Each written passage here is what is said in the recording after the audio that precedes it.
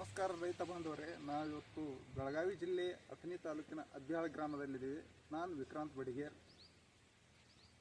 ಈ ಒಂದು ಗೋಧಿ ಪ್ಲಾಟ್ದಾಗ ಬರೋಬ್ಬರಿ ಇವತ್ತು 1.5 ತಿಂಗಳಾಗ್ತದೆ.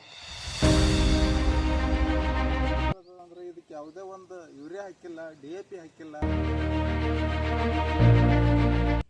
ಈ ಒಂದು 3 ಪ್ರಾಡಕ್ಟ್ ಅದಾವ, ಇವನ್ನ ಯೂಸ್ ಮಾಡಿ ಬೀಜೋಪಚಾರ ಮಾಡಿದ್ದೆವು. ಕಿಸಾನ್ ಗ್ರೋತ್, ಕಿಸಾನ್ ಕಿಂಗು ಮತ್ತು ಇದು ಕಿಸಾನ್ ಡೆವಲಪರ್ ಅಂತ. ಇವನ್ನು ಬರೀ ಇದೊಂದು 2 ಬುಚ್ಚ, ಇದು 1 ಬುಚ್ಚ, ಇದೊಂದು ಕಡ್ಡಿ ಪೇಟಿಗೆ ಆಗೋಷ್ಟು ಇದನ್ನು ಹಾಕಿ ಬರೀ ಬೀಜಕ್ಕೆ ಹಚ್ಚಿದ್ದೆವು. ಅಷ್ಟ್ರ ಮೇಲೆ ಈ ರೀತಿ ಬೆಳೆದದ.